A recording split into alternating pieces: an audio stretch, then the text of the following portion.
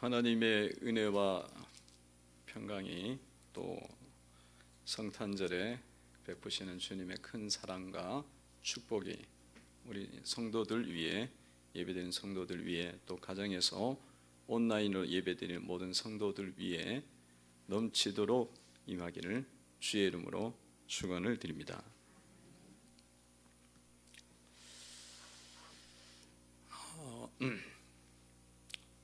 예수님께서 이 땅 가운데 오셨을 때에 어떻게 오셨는지, 어떤 모양으로 오셨는지 오늘 말씀 속에서 증거하고 있습니다. 18절에 보면은 이런 말씀이 나와 있죠. 18절 한번 읽어봅니다. 시작. 예수 그리스도의 나심은 이러하니라. 어머니 마리아가 요셉과 약혼하고 동거하기 전에 잉태된 것이 나타났더니. 아멘. 예수께서 나실 때에 성령으로 잉태가 되었고, 그리고 마리아를 통해서 이 땅 가운데 오셨다, 그렇게 말씀하고 있습니다. 그러니까 예수님이 이 땅 가운데 오시면서 이렇게 마리아의 몸을 빌려서 이 땅 가운데 오셨다라는 것은 예수님이 자기 자신을 많이 낮추고 오셨다는 거죠. 엄청 예수님이 자신을 낮추신 겁니다. 마리아의 몸을 빌렸다는 것 자체가 얼마나 낮추는 거예요. 그리고 또 예수님이 그냥 인간의 몸을 입었다는 것, 그것도 낮추심이고, 그리고 또 이 모든 인간이 겪어야 될 자라나면서 가정 속에서 있는 그 모든 가정을 밟도록 하시면서 이 땅에 오셨고요. 그리고 또 마리아는 또 이런 성령의 잉태 때문에 인간의 눈으로 봤을 때는 생명이 굉장히 위험한 지경에, 그런 지경에 있는 그런 마리아입니다. 그러면 마리아가 또 어려움에 처해지게 되면 어떻게 되겠어요? 예수님도 생명이 어떻게 될지 모르는 그런 경각간에 달려있는 그런 상황입니다. 예수님께서 이 땅 가운데 오실 때에 정말 큰 자로 오실 수 있었습니다. 큰 능력의 하나님으로 오셔서 천사들을 대동하고 번개와 바람과 이 구름을 일으키면서 탁 오실 수가 있는데, 예수님께서 오시면서 이렇게 낮은 자의 모습으로 오신 이유가 무엇이겠습니까? 이렇게 예수님이 인간의 몸을 입고 낮추고 온 것은 우리를 이제 구원하기 위해서, 인간을 구원하기 위해서 자기 자신을 낮추시고 이 땅에 오신 거죠. 구원하기 위해서. 우리를 구원하기 위해서는 인간의 모양을 입어야 되고 우리처럼 낮아져야만 그 구원이 이루어질 수가 있기 때문에 그렇게 자신을 엄청 낮췄어요. 정말로 티끌처럼 자기를 낮췄습니다. 티끌처럼, 벌레처럼 자기를 낮췄어요. 벌레처럼. 여러분들이 어디 가서 벌레 취급받으면 기분 나빠하죠. 또 어디 가서 여러분들 그냥 쓰레기 취급하면 얼마나 자존심 상해요. 그럼 우리는 사실은 그냥 높은 존재도 아닌데 그 정도에서 조금 낮춰지면 속에서 막 화가 나고 막 그렇습니다. 근데 그런 건 사실 많이 낮춘 것도 아니에요.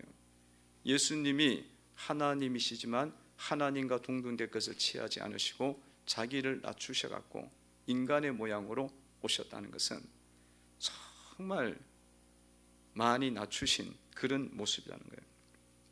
성도 여러분들이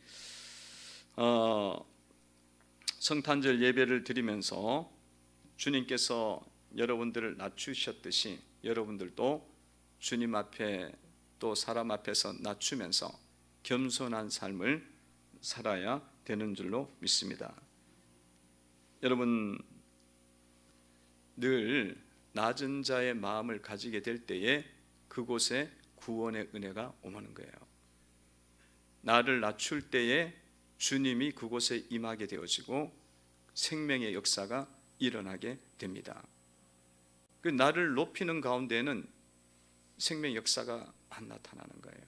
그래서 주님이 낮추셨듯이 여러분들도 겸손하게 낮추면서 이렇게 살아갈 때 그곳에 주님의 능력이 나타나고 주님의 생명이 일어나게 되어지고 구원의 역사가 일어나게 된다는 것입니다. 그래서 성도 여러분들이 항상 다른 사람이 나보다 낫다, 낮게 여기고 더 높이 여기는 그런 마인드를 갖고 2021년, 20년 성탄절을 맞이하면서 우리의 자세도 주님처럼 주님의 마음을 품어야겠죠. 주님의 태도, 다른 사람이 나보다 낫다, 더 훌륭하다, 이런 마인드를 갖고 나가시면 주님의 마음인 거예요. 주님의 마음이기 때문에 뭐가 일어나요? 구원이 일어납니다. 생명의 역사가 일어나요. 그곳에 주님이 임하시게 되어지고 생명의 역사가 일어납니다. 주님의 마음, 주님처럼.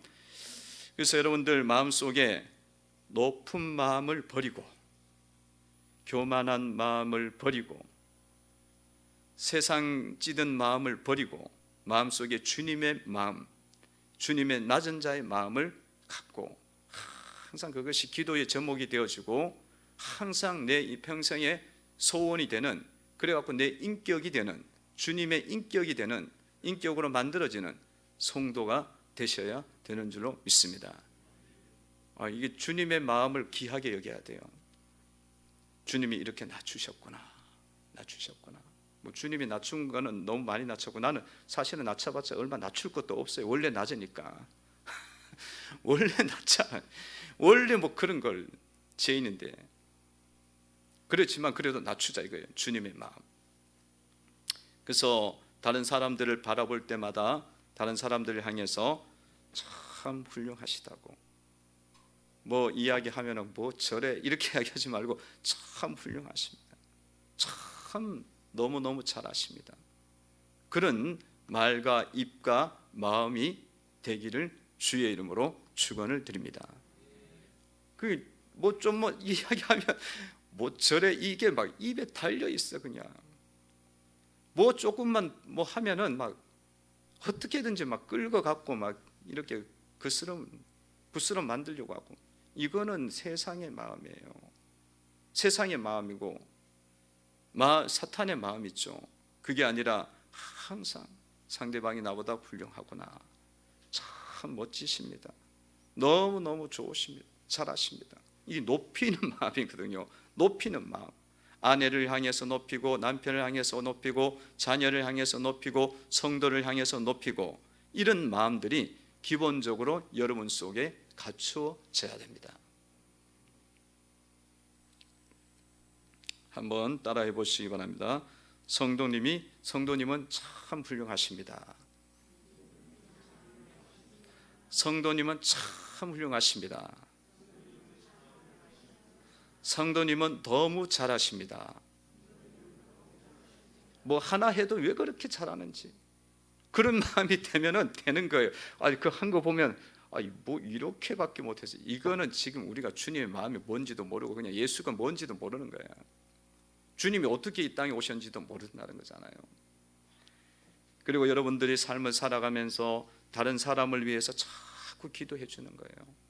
옆에 있는 사람들, 주변에 있는 성도들 위해서 여러분들이 그들을 위해서 자꾸 참 잘 믿고 주님 잘 따르고 사랑할 수 있도록 기도해 주는 것, 그 낮추는 거예요. 사실은 기도해 주는 걸 그 사람이 몰라. 그 사람 뭐 알듯이 알려주면서 막 계속 기도하는 건 아니잖아요. 그러니까 얼마나 그를 위해서 우리가 살아가는 거예요. 기도하는 사람들은 그런 기도해 주고, 또 사역에 대해서도 옆에 가서 함께 해주고 도와주고 이런 자세들이 있으면 그 사람은 겸손한 거예요. 집사님이 어떤 사역을 해, 어떤 일을 해, 그러면 옆에 가고 집사님 참 뭐 시킬 것 있으면 시키시라고, 내가 다 도와드리겠다고, 내가 할 수 있는 한에 도와드리겠다고 그러면서 격려해주고 지지해주고, 그런 자세, 태도, 그것이 바로 우리가 낮추는 것이에요. 낮추는 거예요. 주님의 마음과 주님의 태도가 우리 가운데 만들어지는 것입니다. 여러분들이 지금 코로나 시국 속에서 나라에서는 또 방역하고 뭐 이렇게 지금 가고 있습니다. 그럼 교회는 어떻게 해야 되냐? 교회는 예배가 지장이 크게 되지 않는 한에서는 방역을 잘 협조해 줘야 되는, 겸손해져야지. 더 잘해야 돼, 더 잘해야 돼, 더 잘해야 돼. 근데 그 쉽지는 않아요. 쉽지는 않아. 참 이런 것들 부분 속에서도 더 우리가 깨어 있고 더 낮추면서 나가야 된다는 거예요. 주님의 마음을 가지시기를 바랍니다. 늘 사람들을 보면서 나보다 너무 훌륭하십니다, 그렇게 하셔요. 좀 못해 보여. 아니 내가 할 말이 굉장히 많아. 내가 볼 때 내가 80점이고 저 사람은 50점이야. 그럼 우리는 그 50, 30점 높은 거 갖고 엄청나게 막 낮춰 이야기하려고 그러잖아요. 그게 우리 속에 뿌리 박혀 있어요. 근데 예수님 마음은 뭐냐면 그걸 보면서도 훌륭하십니다, 너무 잘합니다, 멋집니다. 이것이 입에서 나오고 마음에서 나올 때에 예수의 낮춤을, 예수의 마음을 우리가 갖기 시작하는 거예요. 그곳에 주님이 임하시고 주님의 구원이 오는 줄로 믿습니다. 주님의 구원이 와요. 다시 한번 해보겠습니다. 성도님은 참 훌륭하십니다. 성도님 너무 멋지십니다. 너무 잘하십니다. 오늘 찬양도 너무 잘했죠. 은혜롭게 했죠. 찬양을 너무 오래간만에 하니까 내가 찬양을 축복을 못해서 이제 머리에서 막 이게 잊어버리는 거야. 이제는 와, 큰일 났어요. 젊은 나이에 벌써 약간 치매기가 오면 안 되는데 주님이 긍휼히 여기셔야지. 하여튼 막 이게 똑같은 루틴으로 오다가 이제 뭐 계속 뭐 1단계, 2단계, 3단계 뭐 자꾸 올라가고 2.5단계 뭐 올라가고 맨날 예배가 막 바뀌는 거예요. 그러면 너무 이제 이런 마인드, 주님의 구원이 임하는 거예요. 이렇게 말씀해 보니까 예수님이 성령으로 잉태해 갖고 마리아에게 몸을 빌려 갖고 나오셨어요. 참 기막힌 사건이야. 무서운 사건이. 그러니까 요셉은 자기가 약혼했지만 이건 너무너무 무서운 사건이야. 요셉이 이제 순진남이잖아. 이제 젊은 사람이니까 뭐가 뭔지도 잘 모르고 이걸 어떻게 해야 되지? 돌에 맞아 쳐 죽게 생겼네, 마리아가. 그런 무서운 사건, 성령의 역사와 잉태된 이 성령의 인도하심이 어찌하여 이렇게 무서운 사건으로 나가는 것일까? 우리 인생 가운데에 성령으로 역사에서 나타나는 사건들이 때로는 이렇게 어렵고 아프고 고통스러울 때가 있다는 거예요. 그런 시간들을 여러분들 당하게 되면은 너무 놀래죠. 요셉처럼 놀래요. 요셉처럼 놀래고, 여러분 직장에서 왕따를 당해 뭐 나름대로 열심히 하는데 오히려 왕따를 당해갖고 오해를 받고 상처를 입고 이렇게 좀 잘해보려고 하는데 그렇게 막 되면은 얼마나 힘들고 아프겠어요. 어떤 성도는 그런 성도 있어요. 난도 학교에서 열심히 하는데 교장인 분이 애를 폭행을 했는데 교사가 폭행한 걸로 뒤집으시라고 한 거예요. 그래갖고 이게 요즘은 뭐 폭행 걸리면 뭐 경찰이 바로 들어오고 막 이러니까 누명을 써갖고 막 너무너무, 그러니 그게 막 불의가 막 의가 되고 의가 불의가 되어지고 막 이런 것이 왕따고 어려움이고 성령의 역사. 예수를 믿고 따라가는데 왜 이런 어려움이 1년도 아니고 몇 년에 걸쳐갖고, 이 요셉의 이 마리아의 잉태도 그니 몇 개월이에요. 10개월 동안 이게 오는 거잖아요. 이런 일이 일어날 때에 성령의 역사란 말이에요. 성령의 역사이면은 좋은 것이 와야 될 것 같은데 고난이 사건이 왔단 말이에요. 그럴 수도 있다는 거예요. 그럴 수 있다고 생각하시고 주님의 인도를 받아야 되는 줄로 믿습니다. 참 아플 때 있어요. 성령으로 잉태가 됐는데 성령의 역사란 말이에요. 이 성령이 계속 만들어 온 역사야. 이게 일이야. 근데 덜커덕 이런 일이 벌어졌네. 사업이 떨어지고 직장에서 실직하고 애들은 분노하고 다투고 우울하고 막 이런 일이 벌어지고 이게 어떻게 수습을 해야 될지 모르는 거예요. 성령의 역사이기 때문에 우리가 하나님의 관점에서 바라볼 수가 있어야 된다. 이거는 사람의 관점에서 보면은 너무나 해결할 수가 없고 무서운 사건이에요. 요셉이 그래서 무서워하는 거예요. 벌벌 떠는 거고 다른 군중들은 더 이해가 안 되는 거지. 호주에서 선교 사역하고 또 중국 선교사로 감당했던 그 윤치영 목사님이라고 선교사님이라고 있어요. 그 간증이 굉장히 아주 뜨겁고 은혜로운데 그분이 호주에서 이제 선교 사역을 하다가 이 어떤 청소년 여학생을 이렇게 좀 교정 좀 하고 교훈을 주고 말씀을 가르치려고 이제 그랬는데 이 아이가 어떤 아이냐면 너무 상처가 깊기 때문에 부모를 때려요. 엄마를 때리고 아버지를 때리고 그래. 그 부모가 뭐 이렇게 통제를 하다가도 이게 너무 격해지니까 잡을 수가 없는 상황이에요. 그래서 목사님이 그때 당시에 전도사 시절인데 이렇게 이제 터치를 하는 거예요. 근데 그걸 이제 교정을 하려니까 상당히 노력이 필요하잖아요.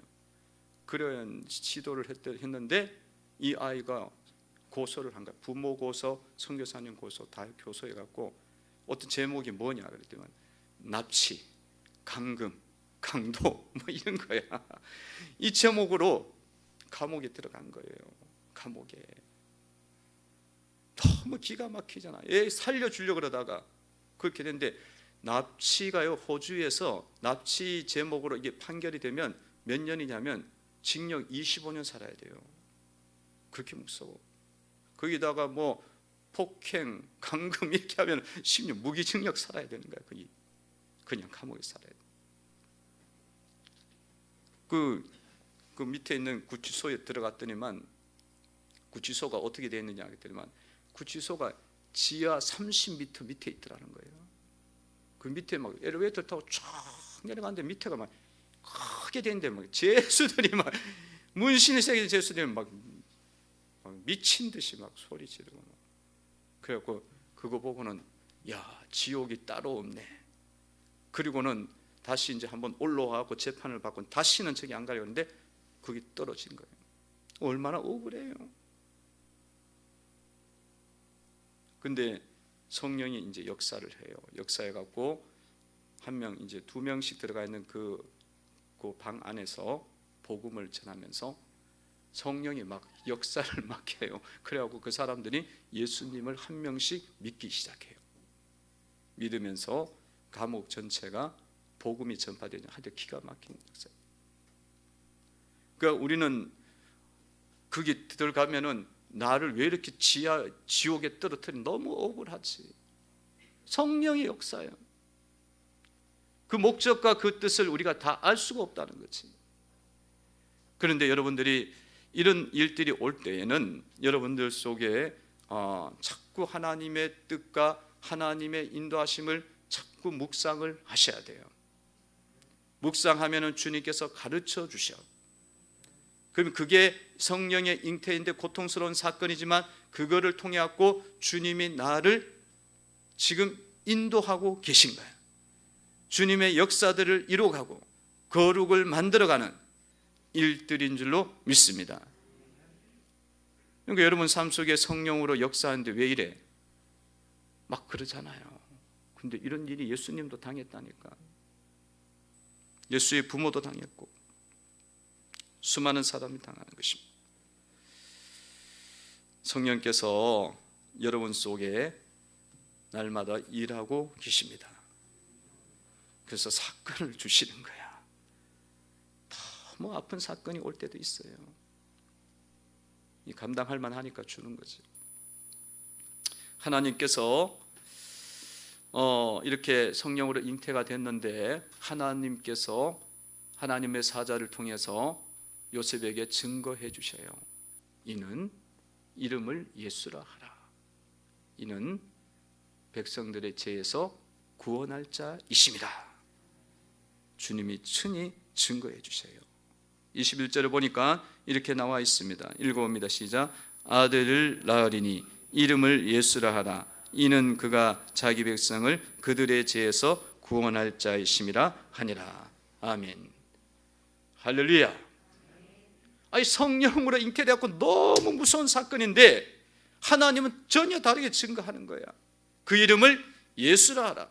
그가 자기 백성을 저들의 죄에서 구원할 자이심이라.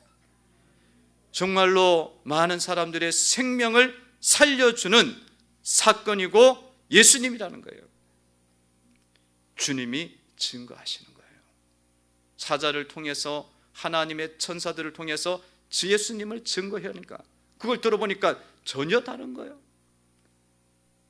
예수님은 어떤 분이냐? 그 이름 자체가 예수라, 구원할 자라. 예수는 구원할 자예요. 어떤 구원이냐?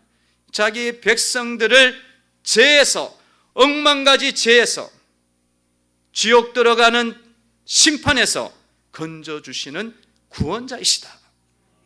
할렐루야. 그 이름을 예수라 하라. 구원자예요. 하나님의 증거예요. 사람은 죽을 자이고 무서운 사건이고 고통스러운 것이지만 하나님이 증거는 너무나 분명해. 죄에서. 예수는요, 예수님은 우리를 죄에서 건져주시는 분입니다. 예수님은 우리를 사망에서 생명으로 옮겨주시는 분입니다. 예수님은 우리에게 영원한 생명을 주시는 분입니다. 영생을 주시는 거예요. 할렐루야. 여러분은 예수 믿어 영생을 얻은 줄로 믿습니다. 예수님을 하나님으로 고백할 때, 예수님을 하나님의 아들로 믿을 때에, 그 이름을 믿을 때에, 그 이름을 받아들일 때에 주님께서 우리에게 영생을 주십니다. 지옥 가지 않고 천국 가는 은혜를 주십니다. 지옥이 얼마나 무서운지 알아요, 여러분? 우리는 뭐 어려운 환경을 그리 많이 못 겪어봐갖고 지옥이 뭐 살만한가 보다 그렇게 생각하는데, 지옥이 인간이 있죠, 아주 쓰레기가 돼갖고 쓰레기 취급받고 말단에 들어가는, 아까 그 윤치영 선교사님이 자기가 감옥을 가보니까 지옥 진짜 가면 안 되겠다 생각이 드는 거예요. 거기는 진짜 사람이 다 죄인인 거야. 근데 그게 너무 무서운 거야. 사람들이 온몸에 다 문신을 하고 다니는 거야. 온몸에 문신. 그런 사람이면 수두룩한 거야. 근데 뭐 다 정신들이 눈빛이 이상하게 다 같지. 그래서 그 감옥은요, 그런 이야기를 해요. 감옥에 있는 사람들이 영성이 되게 좋대요. 왜냐하면 지옥을 현실에서 실감하기 때문에 지옥 안 가는 방법 딱 이야기하면 이들이 확 눈이 열려버려요. 아, 예수님 믿으면 가냐고? 그럼 바로 믿어버린대. 지옥이 자기가 직접 경험하니까 이것보다 더 무섭다 그러니까. 그런데 예수를 믿으면 죄에서 사함을 받고 영생을 얻는 은혜가 임합니다. 지옥에서 건짐을 받고 생명수의 샘이 흐르는 천국에 이르게 되는 것입니다. 반면 인간은 어때요? 맨날 죄지요. 죄짓고 남들 헐뜯고, 그리고 맨날 하는 것들이 죽이는 일만 해. 상처 주고 죽이고 도적질하고 남들 마음을 아프게 하고, 그 강도짓이에요. 남들 마음에 거짓을 심어주고, 이게 다 도둑질이고 강도지 뭐. 그럼 인간이 갖고 있는 것들 자체가 스스로는 구원할 수가 없어. 죽을 일만 하고 썩을 일만 해. 근데 우리가 예수를 믿어갖고 생명이 들어왔기 때문에 우리가 하는 일들은 때로는 죄도 짓지만 자꾸 영생이 나오는 거예요. 선함이 나와요. 주님의 인자하심이 나옵니다. 인간은 원래는 그렇지 않았단 말이에요. 주님의 은혜를 입었기 때문에 우리 속에 그것이 있는 거예요. 그러니까 여러분들, 예수님이 우리에게 주신 은혜는 너무너무 주님이 증거하셨던 것처럼 생명샘이 흐르고 구원 제사함이 있고 영생이 있고, 우리는 주님께 가까이 나가면, 주님을 믿으면 이 은혜가 임합니다. 근데 사람에게 가면은 맨날 죽어. 이 죄성이 있는 사람 죽고, 그러니까 우리는 누구를 가까이 해야겠습니까? 날마다 생명의 은혜를 주시는 예수님을 가까이 하고 주님을 경배하고 주님을 따라가야 되는 줄로 믿습니다. 주님 따라가야 돼요. 예수 앞에 나오면 제사함 받으며 주의 품에 안기어, 그죠?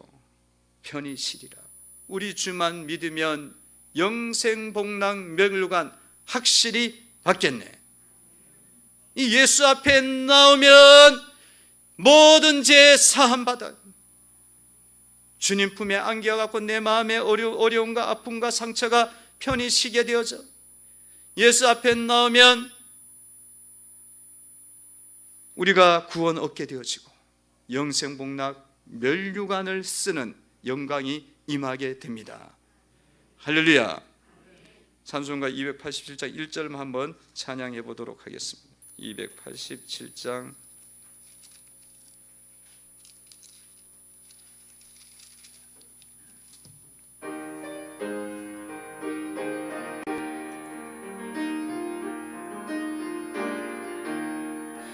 예수 앞에 나오면 제사함 받으며 주의 품에 안기어 편히 쉬리라. 우리 주만 믿으며 모두 구원 얻으며 영생복락 멸류관 확실히 받게. 예수 앞에 나오면, 예수 앞에 나오면 제사 받으며 주의 품에 안기어 편히 쉬리. 할렐루야. 우리 주만 믿으면 모두 구원 얻으며 영생복락 멸류관 확실히 받겠네. 할렐루야. 예수 앞에 나오면 예수님께서 우리에게 생명의 샘을 우리에게 계속적으로 마시게 해 주십니다. 생수의 은혜가 임합니다. 이 생수는 영원히 목마르지 않는 생수입니다. 이 생수는 어디 가서 이 제주 삼다수가 아니에요. 또 어디 무슨 다른 물이 아닙니다. 이거는 영적인 생명수예요.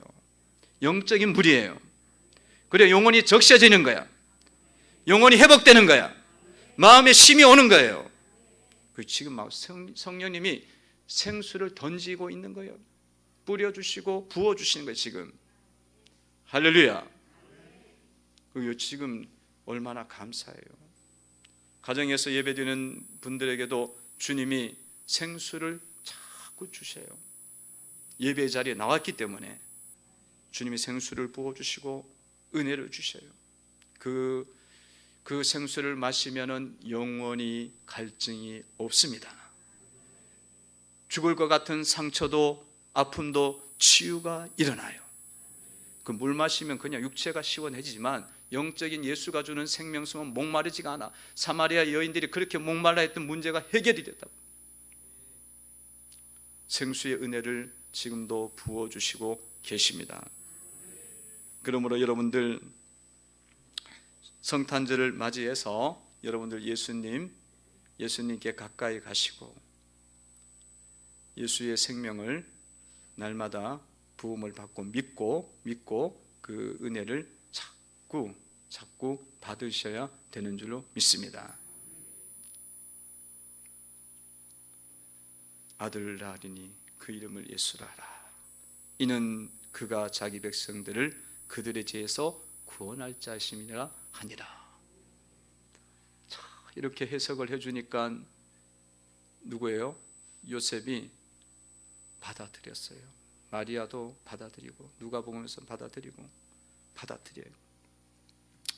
갖고 요셉이 잠이 깨갖고 이제 그 말씀 받고 기다리고 순종하고 기다립니다. 24절에 보면 이렇게 나와 있죠. 읽어봅니다. 시작. 요셉이 잠에서 깨어 일어나 주의 사자의 분부대로 행하여 그의 아내를 데려왔으나. 아멘. 충격적 사건 앞에서 요셉이 벌벌 떨었고 무서워했지만 하나님께서 하나님의 사자를 통해서 그 이름을 예수라 하라. 그가 백성들에게 생명을 주고 제사함을 주고 천국을 주는 분이다.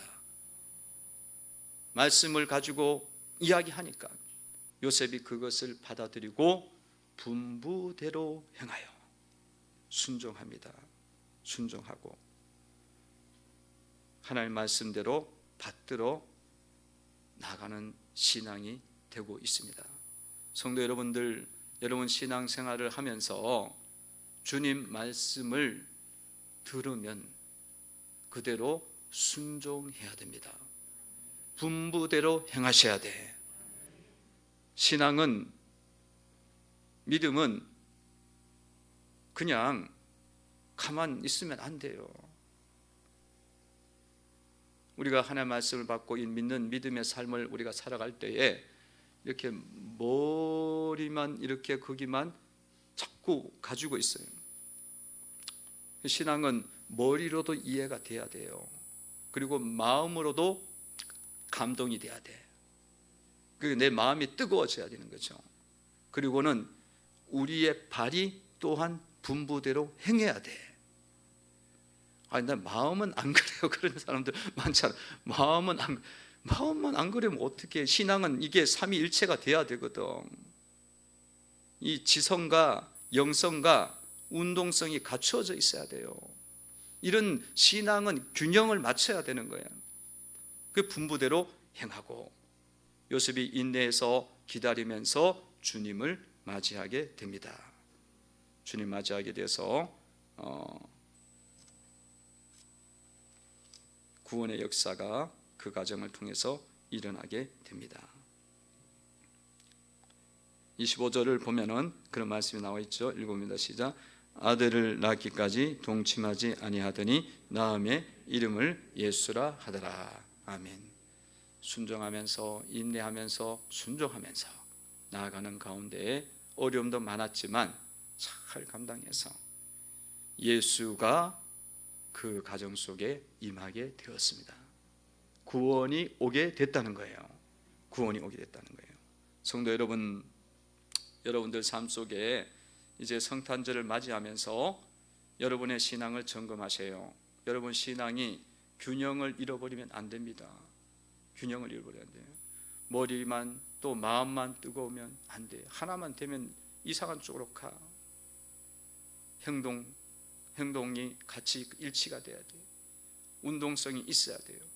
우리가 예수를 받아들였다면 나의 삶이 변화되고 내가 하나님 앞에 온전하게 드려져야 되고, 우리가 예수를 받아들였다면 이 민족과 사회를 위해서 정의와 공의가 하수같이 흐르는 나라가 되고 사회가 되도록 우리가 뛰어다녀야 되는 거예요. 그럼 예수를 믿어갖고 맨날 우리가 교회 안에서만 있으면 되나요? 그런 신앙의 균형을 맞춰야 된다. 갖춰야 된다. 오늘 성탄절을 맞이하면서 우리 주님의 생명수의 샘이 여러분 가운데 계속적으로 적셔지기를 바라고요. 성령의 은혜로 여러분들의 삶의 사건들이 깨달아지기를 바랍니다. 그리고 순종하시기를 바랍니다. 순종하셔서 주님을 맞이하세요. 구원의 역사가 열려요. 구원의 역사가 열려서 하나님께 영광을 돌리는